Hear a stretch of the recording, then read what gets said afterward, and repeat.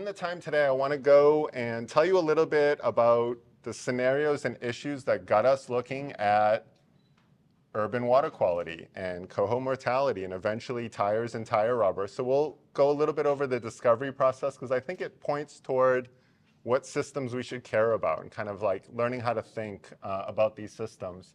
And then we'll talk about this guy up here, you know, this compound here, that's 6-BPD quinone. So we'll go over a little bit about what is it, where does it come from, what are its characteristics, what happens to it in the environment, and where should we pay attention if we care about roadway runoff. So the basic problem really began with observations like this. This is a big, bright, beautiful female coho salmon. Still shiny, probably came in from Puget Sound 2 or 3 days before this video was taken. And starting in the 1990s, Seattle was investing millions of dollars in urban creek restorations, right? They wanted to dechannelize, they wanted to restore habitat, they brought in spawning gravel. You know, they were doing all these things to make sure species like salmon could coexist with people where people were abundant. And that effort in the 1990s really got post-project monitoring teams out in the environment, watching for those fish to see if they were coming back and using the habitat that was created for them. And sure enough, as they do, salmon are resilient. The salmon came back and they were fine until it rained. And then people like Catherine Lynch and Jay Davis and Steve Dam, they'd see the exact same coho salmon they were seeing just fine in their spawning gravel the day before, they'd find them dead downstream. And so those observations really got people out in the field looking for coho salmon during rainstorms, starting in the late 1990s through 2000s, when it became obvious that this was not just a one creek, you know, one storm phenomena, but it was happening throughout the Puget Sound region, you know, multiple watersheds, and subsequent modeling, doing a lot of work by the NOAA National Marine Fisheries Service, found that this was correlated with like roads and traffic and people. But also not correlated with lots of the typical toxicants that kill fish. Things like, you know, ammonia and dissolved oxygen and pathogens and PAHs and metals. So that team worked, you know, for 5 or 10 years at least, trying to understand water quality of this phenomena, and none of the usual suspects were killing these fish. Over time, this became known as, well, it first started out as coho pre-spawn mortality, but really to make it more specific, it became known as urban runoff mortality syndrome. And interestingly, there was already observations that species were disproportionately sensitive to this. Coho salmon would die, and the exact same storms that killed coho salmon, co-present chum and cutthroat trout were not apparently affected, right? So it's already evident that the coho were particularly sensitive to this issue. In some of the most impacted watersheds in the Seattle region, about 90% of the returning coho salmon die prior to spawning from the stormwater toxicity. And that's been consistent. There's at least, you know, I'd say 10 to 20 years of observations like that in those watersheds at this point. So I came to UW in 2014. I'm not going to talk too much about this, but I basically run an environmental mass spectrometry lab. And in particular, I was lucky enough to kind of join this team and start to really dig deeply into the organic contaminants specifically that were co-present during these mortality events using this instrument here, which is a high-resolution mass spectrometer. And the nice thing about this is it tries to tell you what is in the water without you telling it what to look for. So it just tries to report sort of a more unbiased picture of water quality. Pretty much anytime you turn this instrument on, it will see hundreds to many thousands of chemicals in every sample. And so I think of it really as like throwing a big throwing a big net on a tropical reef and scooping up like the 2,000 species of fish there. And so really my team just like looks through that net with like a little flashlight trying to identify all these different species. So picture that just for chemicals, and that's really what we started to try and apply to this problem. And so one of the first things we sort of did is we just tried to see what organic contaminants were present when coho salmon died. And we used a combination of samples that were coming out of some of Jen McIntyre's laboratory toxicology studies where Jen and the NOAA National Marine Fisheries Service researchers had shown that highway runoff from busy highways could recreate like the blood chemistry and the symptomology that was observed in field coho. We also, really importantly, had citizen science teams out in the field call us up anytime they saw a symptomatic fish. So we would jump in the car and grab that water sample. We were really trying to get the water that started to kill the fish. We're trying to get as close to that water that started to kill the fish as possible. And it was really interesting to us. Out of the hundreds to thousands of chemicals that we were detecting in these samples, there were 57 chemicals that were always present when the coho salmon died. So we started to identify them. And over time, we identified about half of them, maybe a little more than half. And lots of them were chemicals that were associated with tires and tire rubber manufacturing. In fact, I think 8 or 9 of the top 10 most abundant chemicals were chemicals coming out of tires. And so this told us a few things. This told us that GIS-based modeling that said that traffic and roads and kind of traffic intensity were factors contributing to this issue, that was now backed up by measuring chemicals in the samples where salmon died. It also really got us thinking a lot about tires as an important source of environmental contaminants. And really, like, everybody here in this room is now focused on the fact that like tires are dumping a lot of contaminants out into the watersheds when it rains. And these are chemicals we should understand better because they're pretty darn abundant. In fact, I had worked on wastewater effluent for a number of years, which is a really common, like, high attention source of environmental contaminants. We were busy in the wastewater effluent systems detecting 5 nanogram per liter and 10 nanogram per liter and 20 nanogram per liter chemicals. In the tire affected runoff systems, we would have to dilute our samples because they were so concentrated they would saturate our detector. And we're seeing things like way up into the microgram per liter, like really high concentrations for environmental contaminants. And this was like, we're like, wow, that's something else. So this got us thinking, and we were also in chemicals we detected that were tire related. We'd look up in the literature and we'd see that they had toxic properties, right?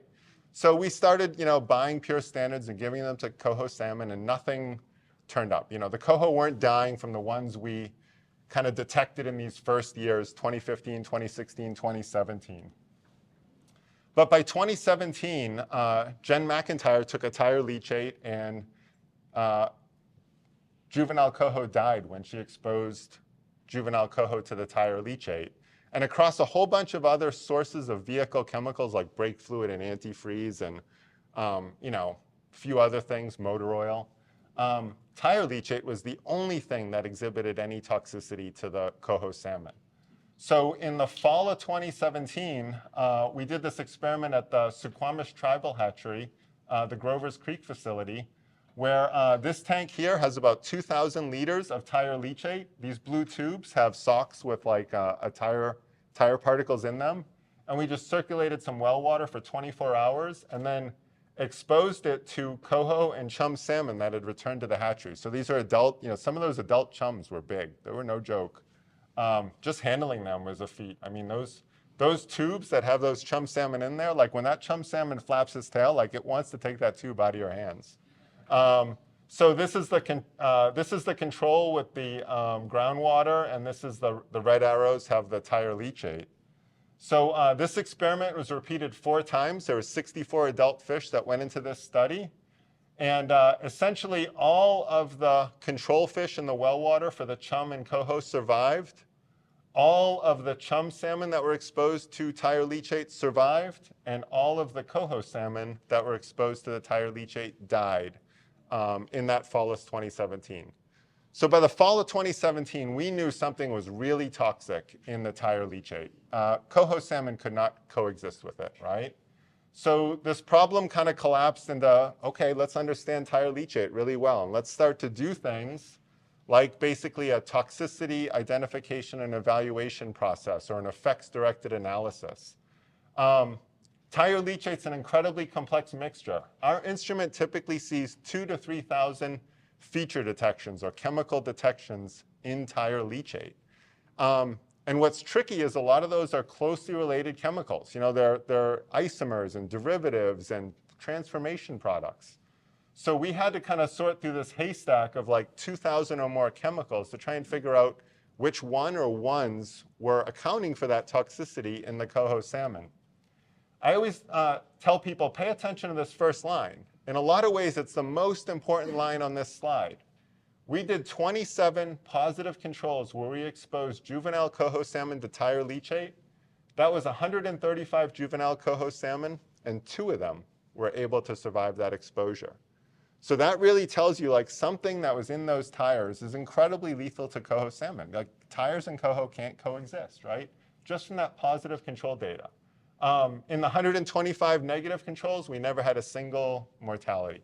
Coho are actually incredibly resistant to chemicals. In fact, like coho salmon were able to survive like, I want to say a 5 or 10% dilution of brake fluid and like, I mean, horrid, horrid water. And it didn't kill them at all. But you put the tires near them and that was it. They were done. So what you see here is just the separation process. I'm not going to go through these steps. This took my postdoc, Zhenyu Tian, pretty much 2.5 years. And there's lots of things we tried and did that don't show up on this figure, right? We chased certain things for months and months and months, and it just didn't work. But at the end of the day, we were able to take that super complex mixture of chemicals that came out of tires, 2,000 things. We tracked the toxicity through various chemical separations, and then we get down to a fraction, a little vial of chemical that started out as tire leachate, but our instrument is only detecting 4 things in it. It's got this little reddish tint, and this killed coho, right? This little 4 chemical fraction killed coho salmon. And so now that collapses like chasing a chemical out of 2,000 to chasing a chemical out of 4. And even of these 4, 2 of them were barely counted as peaks. I mean, they were like maybe not even there, right? So we pretty much collapsed this problem down to understanding this chemical formula. What the heck was C18, H22, N2O2? We look in the literature, nothing, right? Can't find it anywhere. The regular things that pop up in a Google search kind of don't make sense. So we're looking around for related chemical formulas or transformation products. So we're thinking like one thing's added to the tires, and then like in the industrial process, in the environment, it converts to something else, which explains the toxicity. And we see 6-BPD, C18H24N2. Most importantly, the carbon and nitrogen are the exact same, right? Because hydrogen and oxygen are easier to change through a transformation type process. And so Zhenyu Tian, he finds a paper from 1983, like an industrial rubber paper. And sure enough, if you take 6-PPD, which is called HPPD there, and you react it with ozone, I'll tell you about that in a second, it makes C18H22N2O2. So this was the first clue. This was the day he came in. I forget if he sent an email or came into my office. He's like, I think I know what we're dealing with here. It's like, I think we got this. You know, this makes sense. They put a whole bunch of this 6-BPD in tires, and then when it reacts with ozone, it makes that chemical formula we're looking for. So 6-BPD, what's it used for? It's an anti-ozonant. Tires are incredibly sensitive to ground level ozone. There's a little bit of ground level ozone in this room right now, right? If you have pollution on a nice sunny day, you have unburnt fuel from your vehicle, you have the paint fumes, you ran your lawnmower, you know, you use some hairspray or something that put some organic contaminants, even pine trees, putting some of those volatile aromatic compounds in the air. In the sunlight, kind of warm, sunny environment, that reacts to create ozone. And ozone breaks down tires and makes these cracks. And this has actually been known since the 1930s. Like in the 1930s, you actually had to wax your car tires. That was to make a physical barrier to prevent the ozone in the air from breaking down the tire rubber. And without an anti-ozonant, like 6-PPD, the industry says your tires might only last 1,000 or 2,000 miles. So to get 50 or 80,000 miles, which is, you know, what, like 80 or 100,000 kilometers or more on a set of tires, you need these anti-ozonants. And they work by, 6-BPD works by, they mix it into your tires when your tire's manufactured, And then over time, it diffuses up to the surface of your tire, and it basically reacts with the ozone before the ozone can react with the rubber. It probably also makes a little bit of a chemical coating on the outside of the rubber to make almost like a chemical barrier, the same way that that wax used to make a barrier to the ozone getting into the rubber. So what's important is that this compound here, 6-BPD, is added in as an anti-ozonant. When it does its job and it reacts with ozone, it makes 6-BPD quinone, right? So finally, we kind of had the chemical we're looking for. We basically bought some industrial 6-BPD. We brought it to the lab. Mike Dodd and his group and Jimin Hu, my PhD student, they ozonated it. Again, the same process that's occurring on the surface of the tire. And it makes C18H22N2O2. And when we put it on our instrument, the retention times are the same, the spectra is the same, everything looked good. We kind of had nailed the chemical identification part of it. And when you actually go and buy a set of tires for your car, you're buying roughly 100 pounds of rubber. You're buying roughly 1 pound of 6-BPD that's mixed into your rubber. So that's the quantity that you physically buy every time you buy a set of tires at the store. That's not an insignificant amount at all. So by this point, it's like late 2019, early 2020. Our final step was evaluating the toxicity of this 6-BPD quinone that we made from this industrial 6-BPD. The ozonation mixture was super, 6-BPD itself had some toxicity, but when we ozonated it, its toxicity went way up. And then when we purified the 6-BPD quinone out of that ozonation mixture, the toxicity was even higher. I mean, the coho were getting sick and dying, getting sick and starting to die in about an hour and a half. And what's more, it wasn't just like all the chemistry matched up. Jen McIntyre did a whole bunch of blood chemistry studies. The symptoms really matched up, right? So here's an observation in the field. This is the Lower Duwamish River right near downtown Seattle. This is actually the first sick one that I saw in person. It's up on top. It's swimming in that circle. It does that little mouth gaping thing. When we went and made the laboratory 6-BPD quinone and we purified it and gave it to some juvenile coho, you can see it was lethal. There are already dead ones in there. But their symptoms also started to match what was seen out in the field in the time scale. So it wasn't just like the chemistry was all matching up. Sorry, I took this cell phone video. It's a little shaky. But the way they behave is exactly like what the adults were doing out in the field. So we had all these chemistry and blood parameters that were telling us we kind of had figured it out, but it was also like just the symptoms and the time scales and just the way everything looked in the system. So that happened just before COVID hit. This was a really exciting day for us who were over in the fish lab doing these studies. I mean, this was the day we really, it was the trial by fire day where we're like, are we right on this thing or not? And they did die. And after that, later that year, we published it all. And eventually, we had to correct our numbers when a commercial standard became available. Our peak area response was biased. But the LC50 that we determined, LC50 is the lethal concentration that kills 50% of the exposed population. We came up with a value of 95 nanograms per liter. That's since been repeated by at least 3 other labs. The USGS lab by Greer et al. Reported 81 nanograms per liter. King County is actually working on, they have a study in progress. They're telling me they have 88 nanograms per liter for an LC50. And then the Canadian study by Lowe et al., who's potentially in the room, I don't know, at least some collaborators are co-present here. Lowe et al. Had a little bit smaller coho salmon. Lowe reported a 41. So we now have 4 studies that are basically, all in that same range, 40 to 100 nanograms per liter. At least 3 of these are probably statistically identical.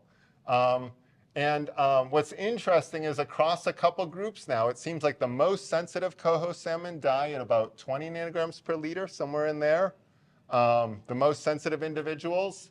And yet there are some super coho, like 1% of the population is surviving hundreds and hundreds and hundreds of nanograms per liter. So I think it's also interesting that the response variation within a population is at least 20-fold, right? There's, maybe even 50 to 100-fold, who knows? So coho have a really wide, distribution of responses as well. Like some coho have biochemistry that makes them incredibly resilient to the tire runoff. And if we wanted to just let evolution fix this problem, these super coho are the source of that. So if we waited a few hundred years, these super coho would start to dominate coho populations near humans. And all the coho could maybe survive hundreds of nanogram per liter. But I don't think we're willing to wait hundreds of years to fix salmon, right? Salmon need to be fixed, well, not just salmon. Our water quality needs to be fixed much, much sooner than an evolutionary timescale, that's for sure. And then the EPA at least has a table of the most toxic compounds to aquatic organisms. So again, the lower the LC50 value, the more toxic the chemical is. As far as we can tell, it's entirely possible that 6-ppd quinone sits in second place on that list. So it's possible that 6-pp, I've been saying this for 2 years, and I've never had somebody report to me that they knew of an LC50 lower than these values right here. So to the best of my knowledge, 6-ppd quinone might be the second most toxic compound to aquatic organisms yet reported. And since 4 of these top 5 are crayfish, it's possible 6-ppd quinone in coho salmon is the most toxic chemical known for fish, which is pretty crazy because 13 of the top 15 compounds on this list are hardcore, super toxic organophosphate and organochlorine pesticides, things made to kill biota. And then you have 6-ppd quinone sitting in there. And that really tells us, there's a bunch of things we don't know yet about sources of toxicity and mechanisms by which, compounds like quinones can be responsible for such lethality in at least salmonids. By the way, there's also, Marcus and others will talk, there's fish that don't die. The species of fish that seem utterly insensitive to this, like those chum salmon. Okay. So moving on, at least in the United States, 6-ppd quinone, as far as we can tell by our analysis, is often present at hundreds of nanograms per liter in roadway runoff from a busy road, right? So you get 2 lanes of road or a bunch of traffic and things like that. We typically see 100, 200, 300, 400, 500 nanogram per liter type concentrations. So the roadway runoff itself is above the LC50 value. So that says if you put coho salmon in an undiluted roadway runoff, they would die because of the presence of the 6-ppd quinone there. When you look out in the field, in the creeks where the fish are actually living, you get a lot of dilution, right? There's clean water that's diluting that roadway runoff. And at least in the systems we published on here, concentrations are near or above the LC50 value during storms. So that would tell you that at least some of those fish should be dying in those creeks. And at least in the Seattle creeks, this is Miller Creek, about 60% of the coho salmon die every fall there due to exposure to roadway runoff in the creek. It also tells us that runoff from busy highways might need to be treated by at least 25-fold or so to start to get concentrations, let's say, of 800 or 1,000 nanograms per liter. We need to get those down to 20 or 30 or 40 or something like that before coho salmon can start to survive. And that's also backed up by Jen McIntyre's toxicology studies. She's done a bunch of dilutions. So she'll take roadway runoff from a busy highway and then do a serial dilution. She needs to typically dilute it by at least 20 to 25-fold before the coho salmon start to survive the runoff. So it tells us at least the undiluted highway runoff is well above the LC50. And this also sort of gives a goal for runoff treatment. Like how well do our treatment systems need to work to start to make them safe for the most sensitive biota? So that's sort of what those numbers say. A little bit of an update. Earlier this year, Washington Department of Ecology proposed an 8 nanogram per liter for, I forget exactly what they call it, an action level for 6-ppd quinone. I'm not yet sure whether this represents the concentration in the roadway runoff or the receiving water, but it's my belief that this represents a potential regulatory threshold for the roadway runoff effluent, the discharge. So they're proposing this, and it's basically take the LC50 and roughly, take 10% of the LC50 type process. So this is a potential regulatory threshold, a draft regulatory threshold, at least in Washington State. And maybe one way to think about this is Washington Department of Ecology would like treatment and source control to work well enough that we have no more than 8 nanogram per liter in environmental discharge of roadway runoff, to a creek. So what are some places that I'm concerned with? In retrospect, I kind of wish this wasn't called urban runoff mortality syndrome, right? People see urban and they think of like skyscrapers and high rises and, 10,000 people per square mile. In reality, it could be called busy roads mortality syndrome. Because I think if you can intersect a road with a decent amount of traffic in a small watershed without a lot of dilution capacity, which coho salmon in particular love these little small watershed spawning habitats, right? You have an issue. And so you have a lot of cases where there's some sort of roadway runoff pipe. In many cases, this isn't even treated. So there's a lot of scenarios where no stormwater treatment. I do think the DOT here is going to try and put in some sort of treatment system right in this little structure here that then discharges in. But if you have straight runoff from a road like this into a little creek, that's the type of habitat that I think could be quite impaired by roadway runoff and residual tire wear particles and things like that. So these are the types of places that are going to need the most attention. I think if this same highway went over the Columbia River, yeah, it's not good to have toxic compounds there, but the Columbia River would dilute a lot of those, or the Fraser River, right? So at least start with the small creeks. And then anything that's like a sensitive rearing habitat or just a habitat you're really trying to do a good job with, that's probably the place that matters the most. Also, we need to think about where we're putting tires out in the environment. So this is the lower Duwamish River in Seattle. Humans generate a gazillion tires. That's a rough approximation, by the way. It's within an order of magnitude, we generate a gazillion tires. But at least in the 1980s, they thought it was a good idea to use them for erosion control, and they built some tire dikes or embankments, right? And I look at these and I just cringe nowadays. It's like, but even more importantly than the fact that they exist, like I think tires that go wet and dry, right?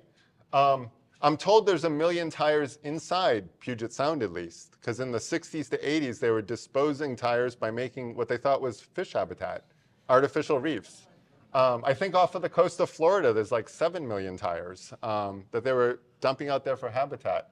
I'm actually a lot less worried about the underwater tires than I am about these like wet and dry ones, because at least in our research, we haven't seen 6-BPD quinone form underwater, although there's a report or two that says it might in certain conditions.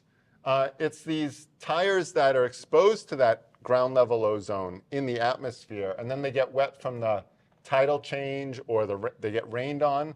Those are probably the ones that we need to worry about.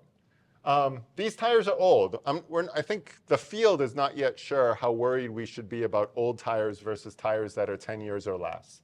So understanding like the age structure, like maybe these are fine. Like they're done killing coho. They finished that in the 1990s, right? And here in the 2020s, there's nothing left. But we're going to try and like sample some systems like this and figure that out a little bit more. And then the big question, is if you have $1 million to spend, where do you put it, right? Like we don't have infinite resources. We're not going to treat every roadway runoff site that exists. At least 90% of them are currently untreated. But where do you put your dollars? Where do you put your treatment systems is really important. And even if 6-BPD didn't exist, even if they took it out of tires and we completely removed 6-BPD quinone from the roadway scenario, it would still be a really good idea to have runoff treatment in these systems. Because I can tell you, roadway runoff has a whole bunch of toxic chemicals that they might not kill coho salmon outright, but they're not healthy things for many aquatic organisms to have to survive in, right? And so our busy roads, we should be doing a good job on treatment for them anyways. But at least, we've done some of these studies looking at, like, again, this is Miller Creek. This is kind of our favorite study site. There's a great citizen science group, which is why we work so much on this creek, simply because the citizen science group is there to help us and collect samples and call us up if they see a sick fish, or take care of some fish over the weekend, right? Like, they do a lot of wonderful things to aid our research endeavors. But at least in the Miller Creek system, we think this location right here is actually the spot you'd want to spend your first $1 million on. That little guardrail up there, that's State Route 509. It's basically got 2 lanes going each direction. It's pretty busy, gets a lot of rush hour traffic. There's a pipe sitting up here in the dark. Typically those runoff pipes are completely overgrown with Himalayan blackberry, or they're buried in the bushes. You don't even know they're there most of the time. That pipe collects roadway runoff from about 3/4 of a mile of State Route 509. And I basically think that if a coho salmon can swim above this point, it'll probably be okay. But if it's downstream, there's about 1 mile or 2 of habitat downstream from this point. If it's downstream when it rains, that coho salmon is not likely to survive that storm. And so this is a really good indication of, like, where do you, Site 4A, all those samples right there, we're trying to track that down to exactly where it was, right? That would be a good indication. We need to fix this spot right here. So that's the type of effort that probably has to occur in a lot of little local areas for sensitive watersheds.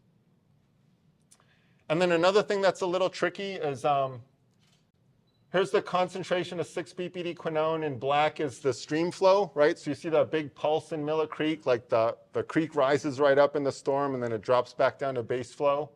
And chemical concentrations kind of start out low and then they can increase by 2 orders of magnitude and then quickly drop off. So I think of, like, this whole roadway runoff, 6 ppd quinone space, you're kind of trying to chase a toxic cloud around the environment. And in some watersheds, you might not even get a toxic cloud once a year. Maybe it happens a few times in the fall and never again. Maybe it happens a few times through the year on the right storm with the right dry period. So we have a really tricky problem, because if you collect a grab sample, are you catching it here, here, here, here, or here? The timing of sampling is going to matter a lot. Which storm you go and sample is going to matter a lot. What the preceding conditions and the size of the storm are is all going to matter a lot. So I think we have a lot to learn to how do we actually understand how high did concentrations get, how long a time period where the concentration's elevated. Is there some threshold? Could you get mortality from a low concentration over a long period versus a super sharp, narrow spike? A lot of these questions are not yet known. And so that's where some of the research effort is focused. We see lots. We don't just see 6 ppd and its transformation products. We see other PPDs and other PPD quinones in these same systems. So there's a whole family of PPDs and PPD transformation products and PPD quinones out there. We think that 6 ppd and 6 ppd quinone, they're the most abundant and the most highest frequency of detection, but it's entirely possible that some of these other compounds also contribute some toxicity or toxic character. And even without making the 6 ppd quinone, 6 ppd itself is a highly toxic compound. Even before we knew about 6 ppd quinone, the safety data sheet for 6 ppd says something like extreme aquatic toxicity or very high aquatic toxicity. So it's really crazy to me to think that we were making tires for many decades with a compound in a class that across the whole class, they say, like, high or extreme aquatic toxicity. And we're putting that, class of PPDs and all their related compounds, some of which have carcinogenic properties and other problematic toxicity characteristics. We're using them not just in tires, but in a bunch of products. And maybe not surprisingly, our environment is full of those. And so that's a good reason that, that runoff treatment is important, even if we kind of eventually tidy up 6 ppd. Really quickly, I'll say a couple things here. Our chemistry data has been saying for a while that we should have mortality in juvenile coho salmon in the spring after they hatch. Most of the focus, at least in the Seattle area and kind of the Puget Sound area, has been on adults in the fall. But our chemistry sometimes has storms that are near or above the LC50 value. And so we're actually working on a study right now to understand the incidence of mortality in juvenile coho in the spring. I happened to see this local article about, I think this Piercy Creek is just north of us, so there was an observation in 2021. I've also had an observation of, by the way, that was about juvenile coho mortality after a rainstorm in the spring, right? I also had another report of juvenile coho mortality in one of the North Vancouver watersheds. You know, one of the little creeks in the lower Fraser had some juvenile mortality. And actually, us in Seattle, we just got some juvenile cohos out on Miller Creek last Wednesday, and the Wednesday night storm killed almost all of them. So now we have, you know, we're definitely seeing some observations of juvenile mortality in the springtime. And in terms of numbers of fish, you know, probably this runoff is killing a lot more fish in the spring, sort of in a, you know, hard to see, harder to detect fashion versus the fall events. So we need to understand what's going on there. I've talked a lot, and I'm going to finish up in a couple minutes here. I've talked a lot about acute mortality in adults. Stormwater, most of this is Jen McIntyre's data, but stormwater exposure makes fish smaller. It affects how their heart works, right? And it affects their lateral line development. So while these acute mortality events of sick and dead fish get lots of human attention, growth and heart function and neural function might actually be more important to the fish even than the acute mortality type things. So I'm really worried about these so-called sublethal effects. And throughout the whole toxic tire chemicals process, by the way, none of these are, we don't think any of these are caused by 6-ppd quinone, by the way, or 6-ppd. These are, most of this is unknown. Probably this is PAHs, but the other one's definitely unknown. So these impacts are really important for us to understand, not just for roadway runoff in general, but also as part of the 6-ppd replacement process. I'm going to skip 2 treatment things other than to say that we do have treatment that works well. This bioinfiltration type system tends to remove about 90% of the 6-ppd quinone in our systems. Some of the other treatment types, like the cartridge filters, can have really variable removal. Sometimes they don't remove anything at all, as far as we can tell. So we need to do some work on higher performance treatment systems. And we need to figure out where to put those, and but it's probably going to cost some money, right? So like roadway runoff has not been well treated, often because there's a lot of locations. So we need to understand that space and where we put our dollars. We clearly have treatment systems, even with the data we have now, that are pretty darn effective. So we need to make sure we get that green stormwater infrastructure out there in the right places. So these days, these are my eyes. I always say this. Now when I drive around or I travel anywhere, all I stare at is tires and skid marks. And you know, it's just, my eyes are ruined. It's all I can see, especially during a rainstorm. You know, it's just like the space it takes up in my head during rainstorms is incredible. So we need to understand, is it our little cars? Those 18-wheelers with about 2,000 pounds of rubber, they might be generating half or more of the rubber wear on the roads. There's some data that says that. If we electrify our fleet, we might expect 20 to 50% or more rubber on the roads from those high torque electric motors, right? So electric vehicles are going to fix tailpipe emissions, but they might increase tire rubber emissions. And that's why it's even more important for us to understand, what are we doing with all these waste tires, right? They're ending up as crumb rubber on our playing fields, maybe even your shoe soles. Raise your hand if you have a Vibram rubber shoe sole on today, right? I'm not the only one. These compounds aren't just in our tires, right? But they're all around us, like rubber hoses, rubber shoes. I'm sure we could go around this room and find other rubbery little things, and it's entirely likely that they would have, at least some of them, PPD, anti-ozonants and anti-degradants mixed into them. But at the end of the day, we need to get to salmon-safe tires that are made with non-toxic chemicals. The tribal elder, I think her name was Joan, started today talking about the way of life. You know, we had to build a way of life. And it really should be the way of life of everybody in this room to get to a point where our tires are made with non-toxic chemicals. Because I think everybody in here recognizes tires end up everywhere out in the environment, right? And because so much of them ends up in water and on wet roads, we need to really, carefully examine the chemicals we're using to make tires and make sure we have non-toxic things that, aren't killing via lethal or sublethal type impacts the many aquatic organisms and even potentially humans that are exposed to these things. Since we published, people have detected 6-ppd and 6-ppd quinone kind of ubiquitously in the environment. It's in road runoff and snowmelt and rivers and creeks and roadside soils and rivers and estuary and ocean sediments and house dust and airborne particulate matter. And when people, talk about house dust and airborne particulate matter, that implies human exposure as well. And so a study in China here by Du et al. Reported that they looked at human urine, and they were finding 6-ppd and 6-ppd quinone in 60 to 100% of the human urine samples. And so it's not just fish. We should care about non-toxic tires for multiple reasons, not the least of which we too are highly exposed to these products. So with that, I would like to thank the wonderful people in my lab and many other labs who participated in this research and supported and funded us in some fashion. We had many wonderful collaborators who needed to do a project like this, and I thank them all. Questions? Yeah.